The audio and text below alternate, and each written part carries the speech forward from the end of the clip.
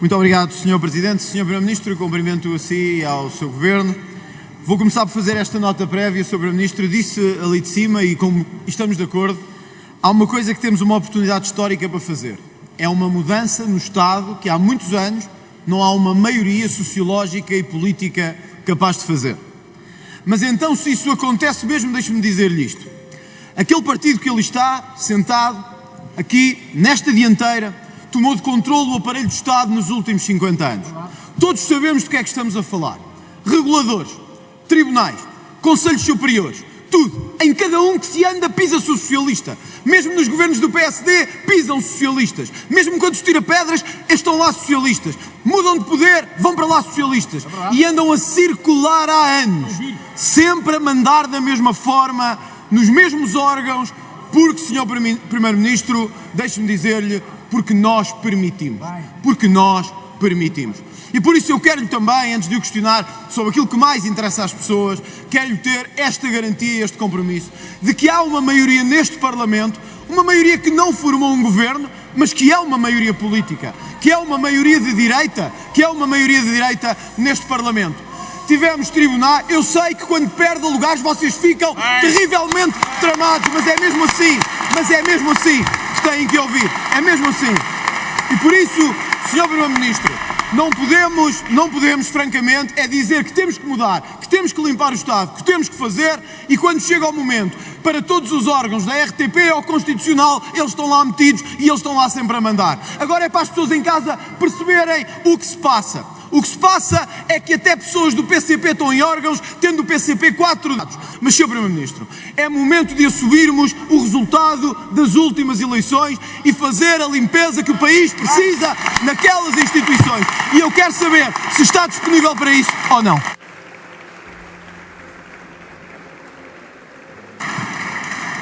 Sr. Primeiro-Ministro, faz favor.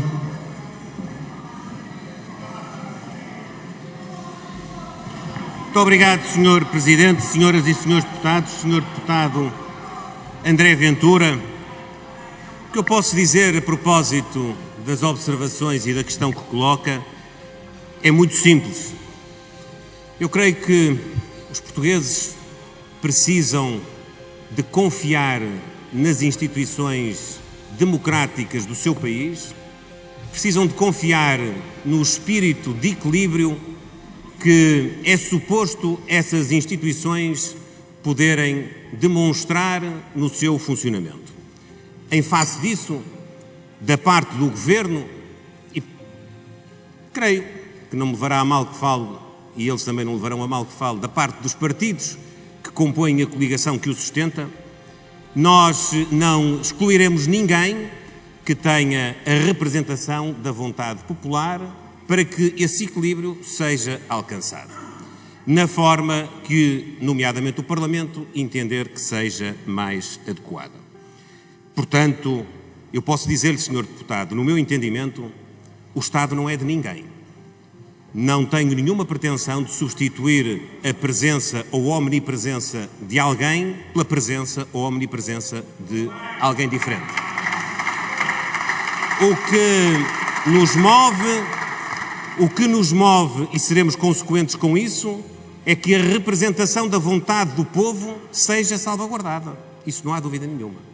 E, para ser um pouco mais direto, e o Sr. Deputado não poder retorquir dizendo-me que eu estou a ser ambíguo, evidentemente que a representatividade da vontade popular hoje não é a mesma que era há 5 anos, nem a mesma que era há 10, nem a mesma que era há 20 anos. Essa é uma evidência à qual ninguém deve fugir. Dito isto, Sr. Deputado, aproveito aquilo que disse a propósito de um outro partido com representação parlamentar que se encontra sentado mais ou menos à sua frente, para lhe dizer que, também do meu ponto de vista e do ponto de vista do Governo, não há partidos com representação no Tribunal Constitucional. Ou, pelo menos, dito de outra maneira, não há representação partidária no Tribunal Constitucional. O que há é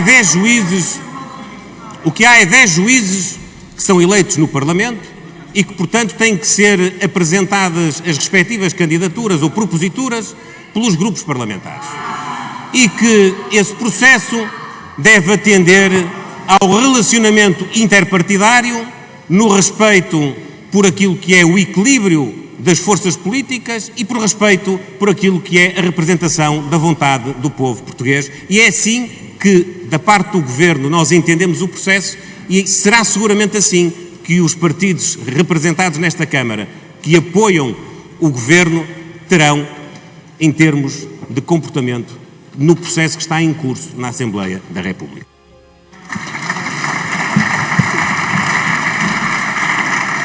Senhor Deputado André Ventura, se faz favor, para a segunda pergunta. Obrigado, Sr. Primeiro-Ministro.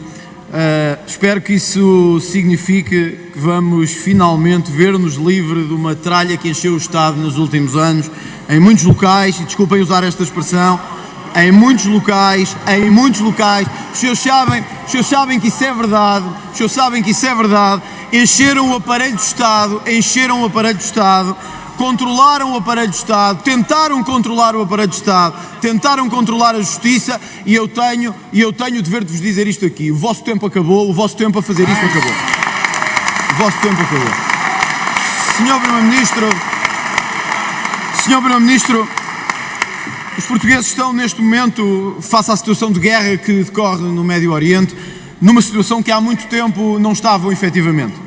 Temos o maior aumento no cabaz alimentar significativo nos últimos anos, atingiu, penso que o valor até mais elevado das últimas décadas. O Governo tem que agir nesta matéria, não pode ficar a olhar.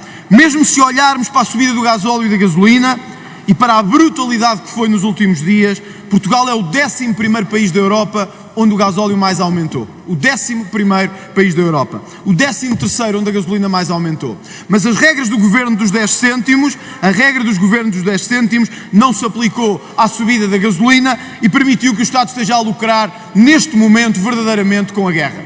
O Estado está a lucrar milhões com os combustíveis em Portugal. E por isso, Sr. Primeiro-Ministro, eu compreendi as medidas que anunciou aqui hoje, embora também tenha que dizer que é sempre no dia a seguir ao debate que aqui vem dizer isso. Há sempre o Conselho de Ministros no dia a seguir ao debate parlamentar e é sempre aí que vai fazer tudo. E é sempre aí que vai fazer tudo o que não fez durante 2 meses ou durante 3 meses. É sempre aí que vai fazer tudo. Por isso eu vou-lhe fazer a pergunta diretamente. Está ou não disponível a avançar com o IVA zero do cabaz alimentar? Pergunta 1. Pergunta 2. Está ou não disponível para suspender a taxa de carbono?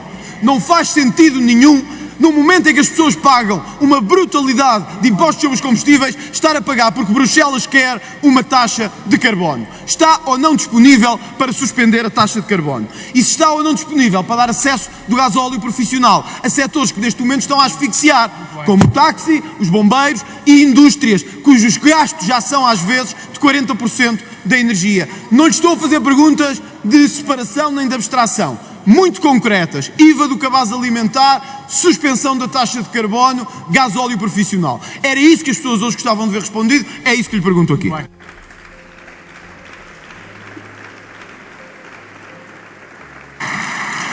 Senhor Primeiro-Ministro, faz favor. Muito obrigado, Sr. Presidente, senhoras e senhores deputados, Sr. Deputado André Ventura. A marcação dos debates quinzenais compete ao Parlamento, tem sido à quarta-feira, o Conselho de Ministros invariavelmente reúne à quinta, com uma ou outra exceção, mas normalmente é à quinta-feira. E, portanto, é natural que eu possa, quando é oportuno, antecipar uma ou outra das matérias que está em discussão no seio do circuito de preparação dos Conselhos de Ministros. Eu hoje até mencionei aqui não só o que vai amanhã, como o que vai já nas próximas semanas.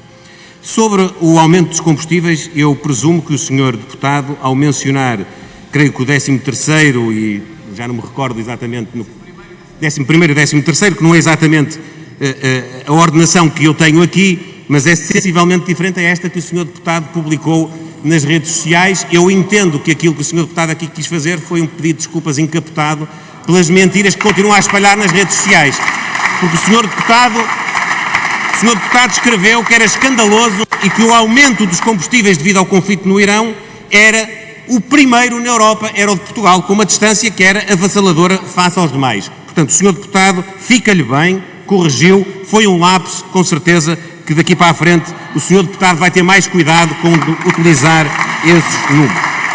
Agora, Sr. Deputado André Ventura, sobre as questões que coloca, relativamente Há a questão do mecanismo extraordinário para o gasóleo profissional. A questão relativamente aos táxis está integrada naquela que foi a medida que eu anunciei há pouco, porque se trata precisamente do transporte de passageiros.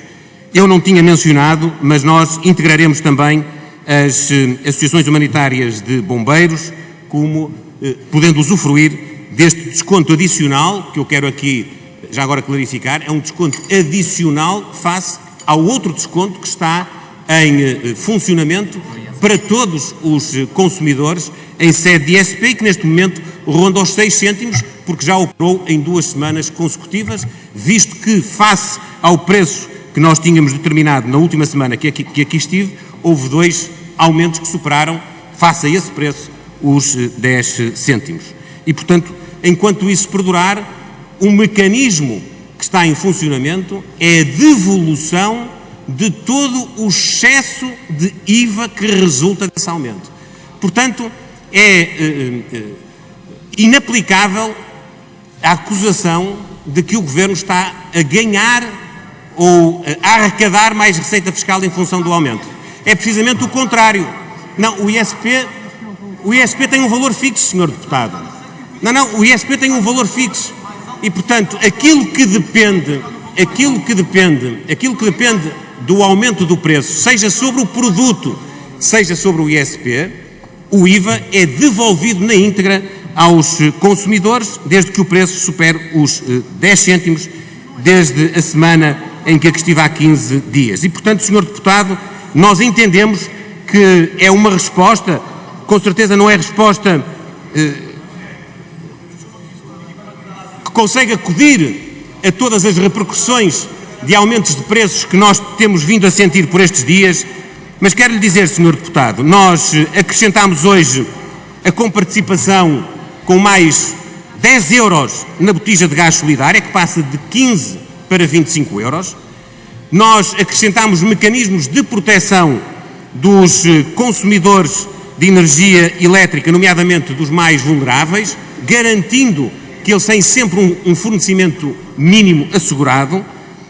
Nós aprovámos legislação para podermos atuar em casos de situação de crise energética ao nível da fixação de limite de preços e nós estamos disponíveis para poder continuar a acompanhar a situação, como eu disse, e com equilíbrio, com ponderação, podermos calibrar as medidas que forem necessárias para que, do ponto de vista social e económico, o país enfrente mais esta adversidade.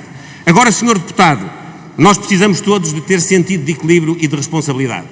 Nós não temos, nenhum de nós, a certeza de quanto tempo vai durar esta crise, de qual a expressão que vai ter, qual é a oscilação que os mercados vão introduzir, seja no preço do petróleo, seja mesmo do ponto de vista da inflação em todas as cadeias de abastecimento. Teremos, inevitavelmente, que ir gerindo a evolução da situação e, portanto, é natural que nos próximos debates, se eles forem à quarta-feira, eu possa anunciar ou o que se decidiu na quinta anterior ou na quinta futura. Agora, se os senhores deputados marcarem o debate para a sexta-feira, talvez eu possa dizer aquilo que decidimos na véspera. Muito obrigado, Sr. Primeiro-Ministro. Sr. Deputado André Ventura, faz favor, para continuar.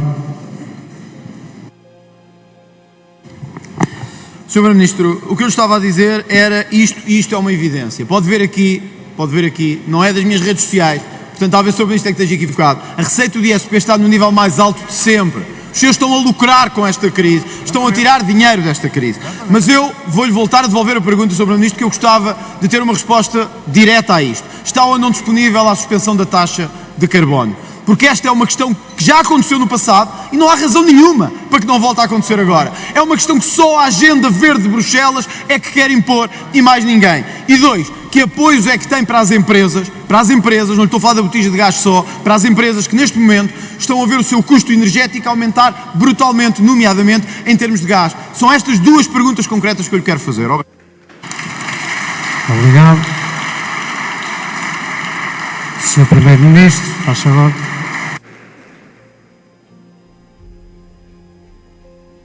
Muito obrigado, Sr. Presidente, senhoras e senhores deputados. Sr. Deputado André Ventura, eu reitero aquilo que lhe disse. Nós Continuaremos a gerir com equilíbrio e sentido de responsabilidade a evolução da situação.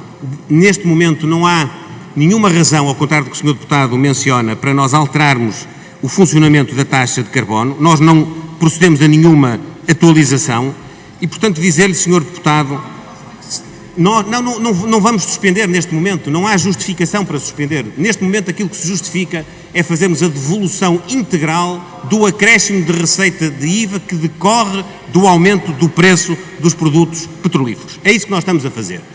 Mediante a evolução que houver no preço, no mercado e também no funcionamento das cadeias de abastecimento dos vários bens, nós podemos vir a tomar medidas adicionais. Eu não estou a dizer-lhe que isso não possa acontecer. Pode vir a acontecer.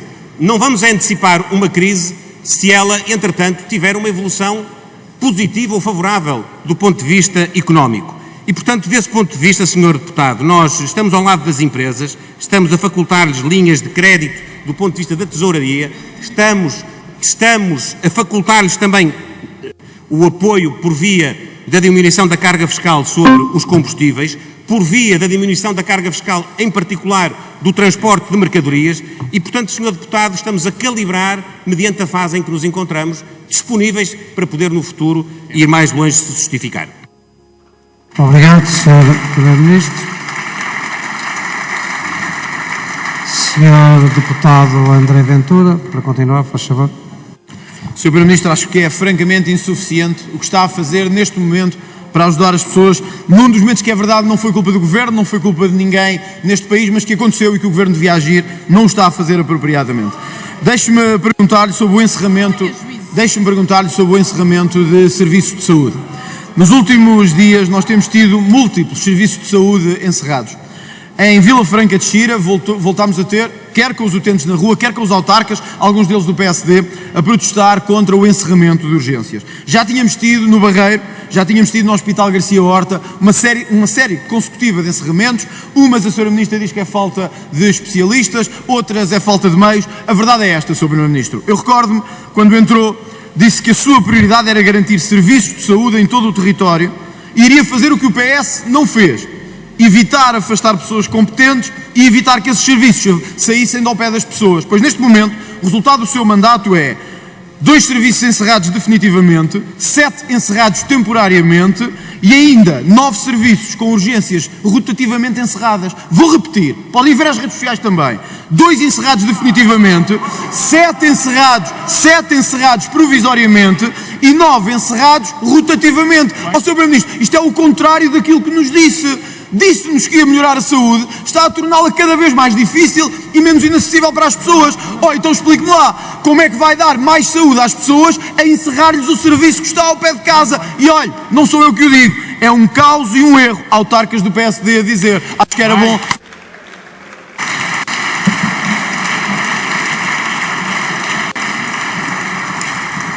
Sr. Primeiro-Ministro, 15 segundos mais 15 de tolerância. Faz favor. Muito obrigado, Sr. Presidente, Srs. Deputados, Sr. Deputado André Ventura. Como sabe, para problemas excepcionais tem de se procurar soluções excepcionais. O problema da resposta de urgência em obstetrícia na região de Lisboa e da Península de Setúbal não tem neste momento solução por parte do reforço de recursos humanos. Não tem. Quem lhe disser o contrário está objetivamente a mentir. A centralização da urgência é defendida por todos os técnicos que estudaram esta matéria. Nós não estamos... Obrigado, Sr. Primeiro-Ministro. Terminou o tempo. Eu só vou clarificar para que todos... O partido que se está a questionar é o único que pode ceder ao Governo tempo que tem disponível para o Governo poder responder. Portanto, é esta a regra e o Governo aceitar, como é óbvio, esse pedido, essa indicação.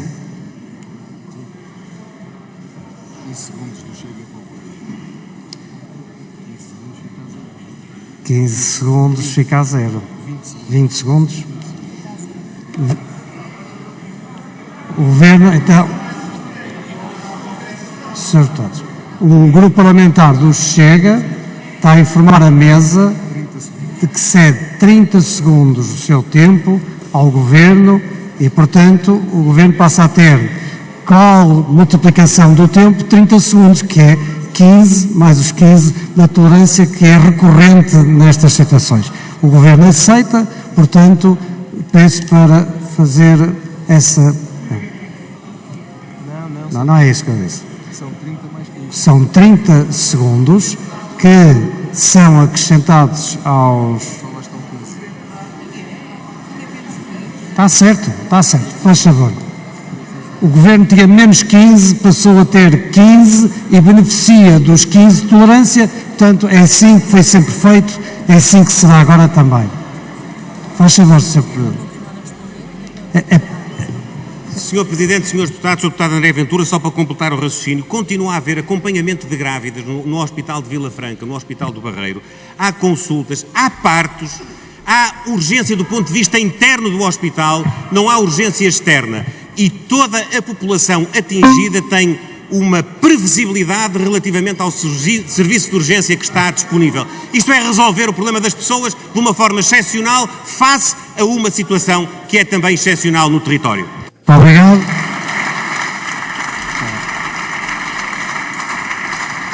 Sr. Deputado André Ventura, faz favor, para continuar. Sr. Primeiro-Ministro, é insustentável ter serviços como acontece. Neste momento as pessoas de Benavente têm de ir a Loures, têm que se deslocar para ir a Loures, para ir a uma urgência. É um exemplo da tal descentralização. Está a fazer as pessoas no seu direito mais fundamental de terem que fazer centenas ou dezenas de quilómetros para ter acesso à saúde, e isso está errado, objetivamente. Sr. Primeiro-Ministro, eu queria usar este último momento no debate para me referir a um assunto que não é competência direta sua, nem do Governo, mas merece que este Parlamento se pronuncie sobre ele e que prende com a reforma do antigo Governador do Banco de Portugal, Mário Centeno. O que temos hoje e o que sabemos hoje é verdadeiramente imoral e é verdadeiramente chocante. Eu vou-lhe mostrar aqui, eu penso que hoje toda a gente viu isto, a reforma de Mário Centeno é de 10 mil euros, até aqui, enfim, não sei, mas deste valor. Mais grave que isto é, trabalhou 20 anos, mas contará 35 anos para a sua reforma. Isto para as pessoas que estão a ver e que têm que trabalhar até aos 67 anos. Repito, que têm que trabalhar até aos 67 anos. Verem alguém com 59 sair pela porta dourada com um acordo que não era do seu interesse nem da sua iniciativa, que foi proposto pelo atual governador, para o tirar de lá por razões meramente ou políticas ou de sombra, ou seja do que for, e acabamos nisto.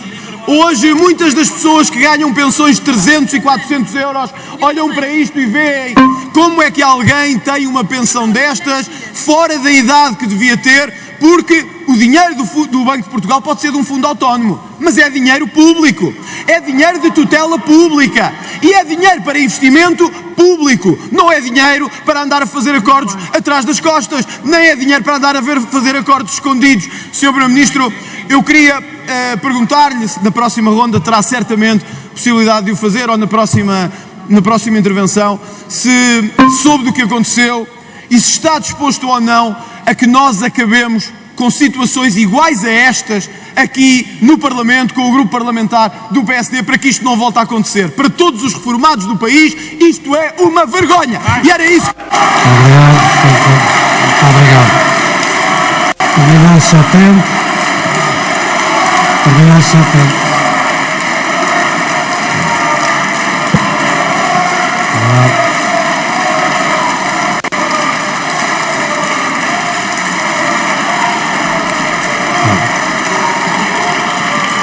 Muito bem, Sr. Deputado, já não se ouve o Sr. Deputado.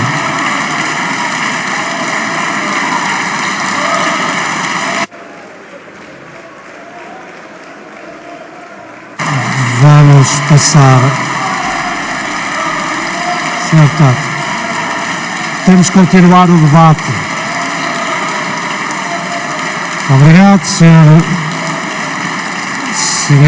Deputado, vamos